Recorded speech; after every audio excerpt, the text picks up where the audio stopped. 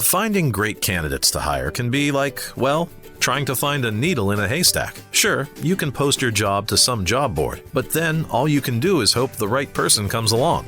Which is why you should try ZipRecruiter for free at ziprecruiter.com/zip. ZipRecruiter doesn't depend on candidates finding you. It finds them for you. Its powerful technology identifies people with the right experience and actively invites them to apply to your job. You get qualified candidates fast. So while other companies might deliver a lot of hay, ZipRecruiter finds you what you're looking for. The needle in the haystack.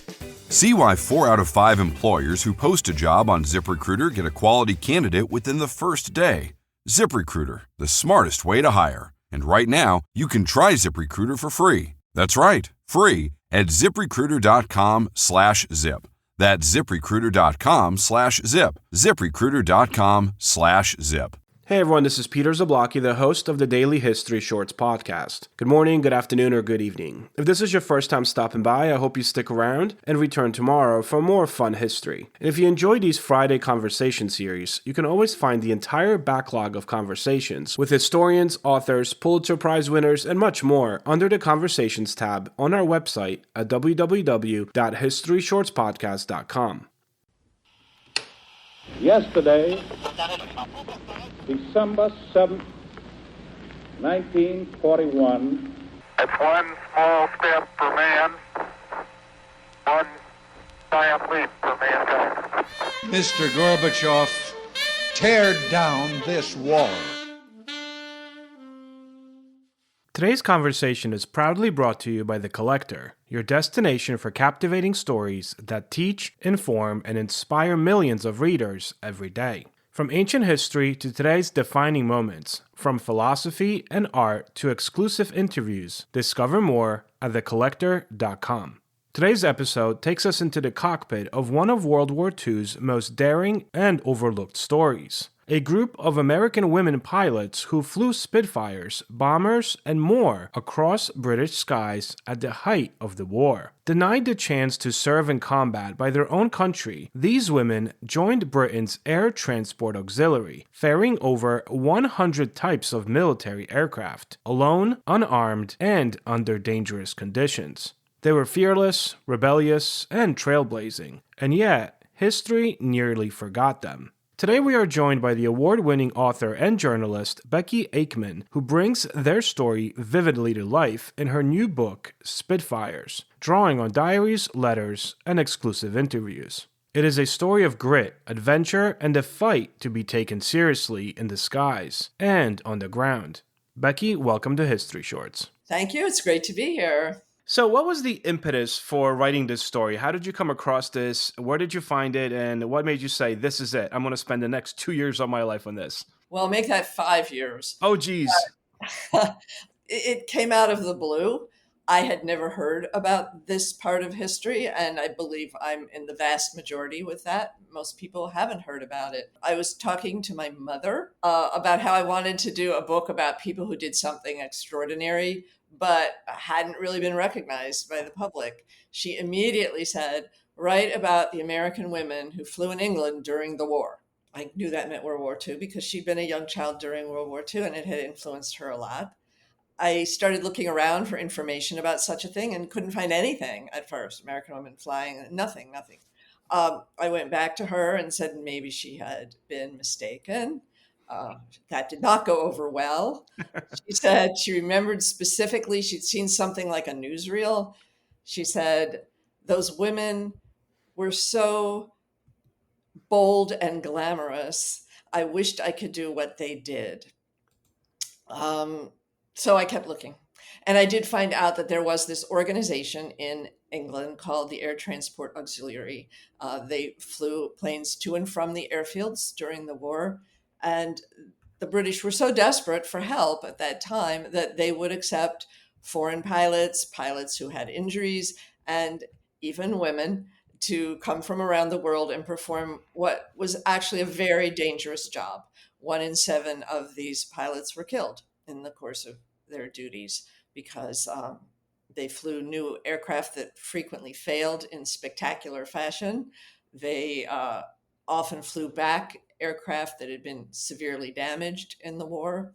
And they also flew in the British weather, which was famously changeable and led to them flying into many whiteout kind of situations. So it took brave and skillful people to do this work. And I realized this sounds like a good story.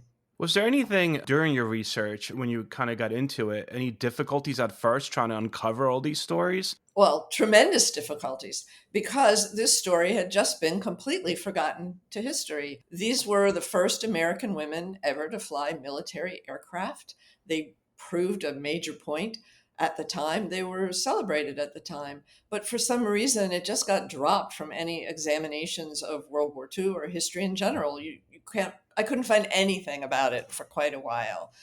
Eventually, I realized that a few of the women had donated papers to archives or museums, and I was able to get those. They were not famous, so they were never digitized or anything. It meant going through these little handwritten pages myself.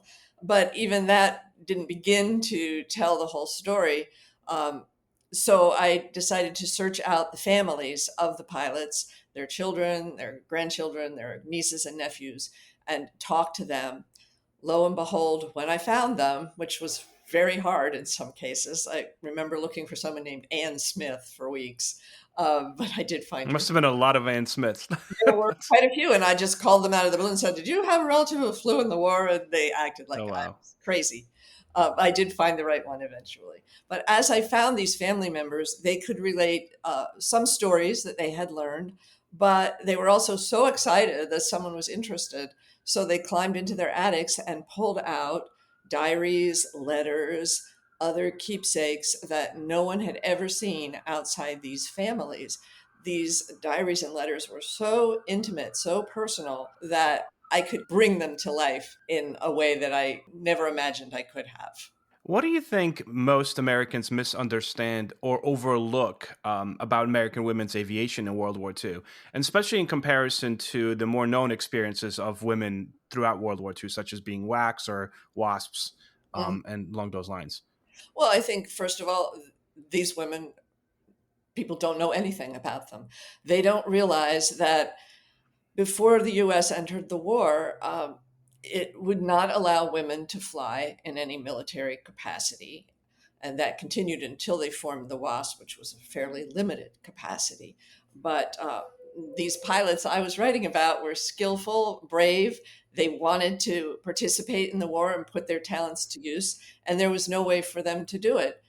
So I think people don't realize that they were forced to go to another country in order to help advance the Allied cause and fight for the free world, and use their skills to the max.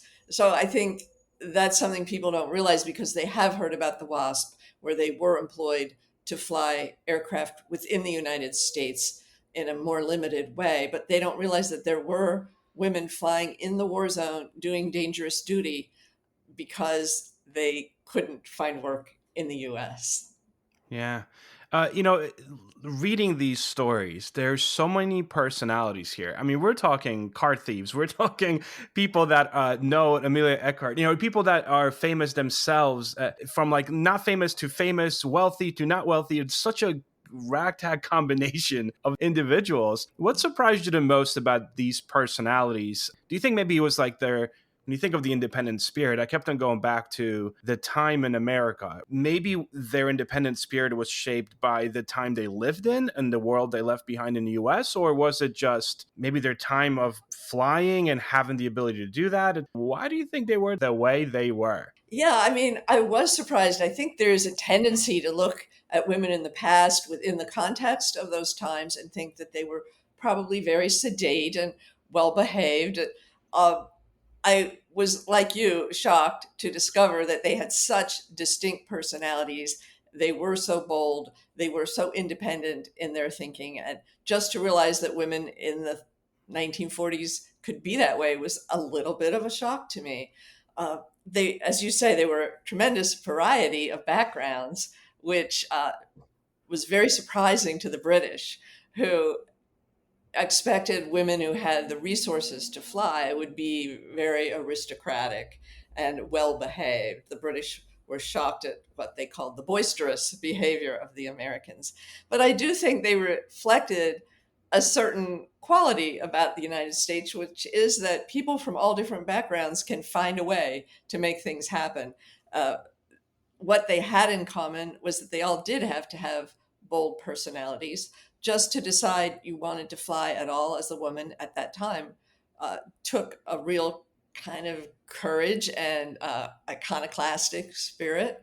A lot of women couldn't even drive a car back then, but these were all women who somehow convinced somebody to teach them to fly.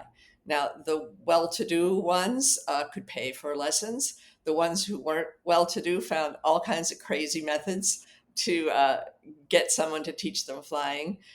One of them worked as a crop duster, and in her spare time, she earned money by performing a mock striptease in an air show where she would fly over the field and toss out items of clothing while the public would cheer, and she would make many passes over the airport before landing, and people would realize then that she was still fully clothed.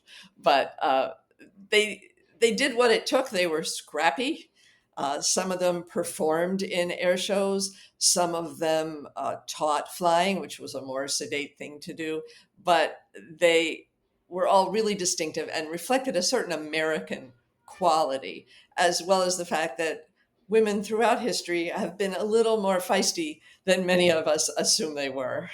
Yeah, that's for sure. Ever notice how ads always pop up at the worst moments? When the killer's identity is about to be revealed. During that perfect meditation flow. On Amazon Music, we believe in keeping you in the moment. That's why we've got millions of ad-free podcast episodes, so you can stay completely immersed in every story, every reveal, every breath. Download the Amazon Music app and start listening to your favorite podcasts ad-free, included with Prime. Was there any person that kind of really resonated with you? And I assume it's very difficult writing about these personalities because you get really attached to them. You know, you get to really know these people. And as you're coming along, you almost know that eventually the book's going to end. And a lot of these people are gone. Most of them are gone. And was there any person in particular that you really missed or were almost like nervous about letting go at the end, you know, before you finish writing the story? Yes. When I finished writing the book, I was so sad because I had been living with them inside my head for so long, and I thought how much I would miss them. And many readers also are writing to me to say this. At the end, they miss them. They got to know them so well, and they were fighting so hard for what they wanted, which was to have this kind of career in a world that made it difficult for them to do that. So I was rooting for them. I think readers are rooting for them. For asking me to pick one, that is a very mean question. I'm sorry. I love them all in different ways. Even those where I might not agree with their life choices or their behavior. This is not a favorite, you understand. Of course, not a favorite at all. No. One who had an interesting trajectory, and they all did. They all evolved over the course of the story and the war. But Dorothy Fury was the car thief, a very beautiful woman. Everyone who encountered her was struck by her great beauty. But she was born into a family that was quite impoverished. She left school after 8th grade. She was actually very intelligent and read widely, so she was self-educated and a witty, good conversationalist.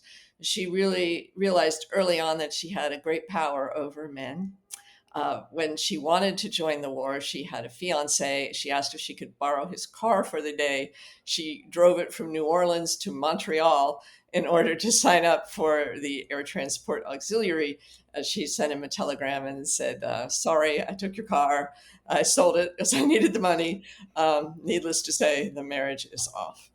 But because she was beautiful, because she was intelligent, and because she had sort of an imperious attitude, when she got to Great Britain, she was able to pass as a sort of American aristocrat. She was always referred to as an American heiress. She recycled one red dress that she had brought along with her. She was invited to all the best places. A British lord hosted a ball just so he would have the opportunity to meet her. So she began a climb into the British aristocracy. And I won't say exactly where it led, but much scandal ensued. But even decades later, newspapers would refer to her as the American heiress, Dorothy Fury. Um, Partly because she was in this flying unit, they were all very respected and invited to all the best places. They frequented the clubs of London, they frequented the country homes of the aristocracy. Many of the British assumed that they were all aristocratic Americans, but they admired their bravery and their sacrifice for what they were doing for the war. So they were welcome into a lot of interesting social situations. Okay, so who would play her in a Band of Brothers-esque miniseries on HBO? Oh, that's That's so hard. One of the problems is they were all really young. They yeah. were in their early 20s, so you can't say, oh, Meryl Streep would play her. Well, you could say Meryl Streep circa, 1982, right? Yes. Okay. Well, yes. A lot of people in the past could have played her. Well, it's got to be somebody really beautiful and with that sort of aristocratic quality about her. Like Keira Knightley could have played her if she adopted an American accent. Oh, that's awesome. So, I mean, even reading it, this is like written to be a miniseries. This is written for TV. This should be a TV series. We need to talk to somebody about this.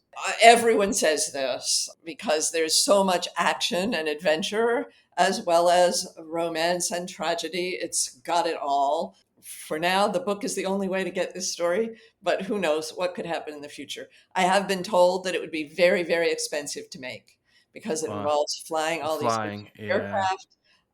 So Flying under bridges, flying under, yeah, there's like a lot there that would need CGI and other there's things. a lot, and there are a lot of dramatic crashes, as you know. Yeah. So it would have to be a producer with very deep pockets if anyone out there is listening. That's right. Let's find a producer. So, when you're looking at this entire process, you said 5 years, right? You first-hand interviews, you access personal letters, you read through all these diaries, many of them that nobody has seen or has not seen in decades. What was the most emotionally charged artifact or moment of discovery from your entire research process? There were so many because everything was a revelation since none of this was known history. I guess I would choose maybe my first encounter. When I just started, I learned that the San Diego Air and Space Museum had the papers of one of the pilots, Mary Zerbel. And I told them in advance I was coming. When I arrived, the librarian said, no one's ever asked to see this before. So I had low expectations. It was kind of a dusty box full of material. When I opened it, she really did come alive to me. There were so many photographs of her, things like her marriage license, her pilot's license. She had written a lot of journals that were very emotional and expressed her feelings. She had actually been quite well known before and during the war. She had been the youngest woman flying instructor in the United States at the age of 19. She was photographed frequently by newspapers, in part because she was very pretty and they liked to pose her next to airplanes. But she also was known for this achievement.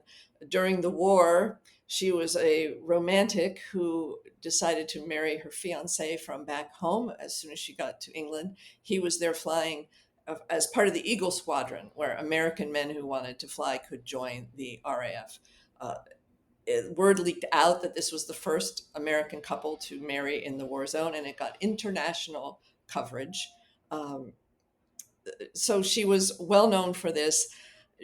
Because she was a romantic, she got into many situations that were potentially tragic. Her husband was a bomber pilot. Bomber pilots, as you probably know, had a very low chance of surviving without being killed, injured, or captured. So she lived through many dramatic episodes, which were also covered by the press. And after the war, she also had a really dramatic life, privately delivering dicey aircraft around the world. Her story was so interesting that a movie was made out of her life starring Lana Turner. This was how well known she was and how dramatic her life was. When I got to the end of the file, there was her obituary. It was from a small town newspaper in Idaho. It consisted of 3 sentences total, and it didn't even mention that she knew how to fly. So at that Wow. moment, I was so struck by first how important it was to write about these women and how it had been so overlooked. So I made a vow right then that somebody had to bring this story back, and it looked like it would have to be me. No, that would have hit me pretty hard. All of that, and it's condensed into 3 sentences. Well, all of them deserved major obituaries everywhere. They were the first women to achieve this. There were only 25 of them who went over, only 8 made it through to the end. Uh, they all should have had obituaries in all the major newspapers when they died because they achieved other things after the war. They were bold, resourceful women and they found a way. So the fact that they have been ignored is hard for me to believe. Wow. Becky, what are you working on next? Are you like, I'm going to take a break and just focus on this book and all the media stuff, or are you already in the depths of something else? This book is keeping me very busy so far. And I am thinking about what to do next. But I have to say, when you are a nonfiction writer, you do not get to make it up. You have to find a story that is a great story standing on its own, and you have to find a way to tell it. But I will have a hard time finding a story full of so many of the elements of what makes for a great read. So I will be very careful in choosing something where it has some of these qualities. Where can my listeners go to learn more about your work? Well, you can go to my website. It's beckyaikman.com. I mean, you can just Google the book, Spitfires and Becky Aikman. A ton of stuff will come up at this point, I think. I guess I'd start there. Yeah, and I'll make sure I put all the links to Amazon and Barnes & Nobles and other things right in the description here. So, Becky, thank you so much. This has been a great conversation, very enlightening, and you did an amazing job writing this book. I definitely recommend it to all my listeners. Well, thank you. I really appreciate it, and I'm glad you enjoyed it.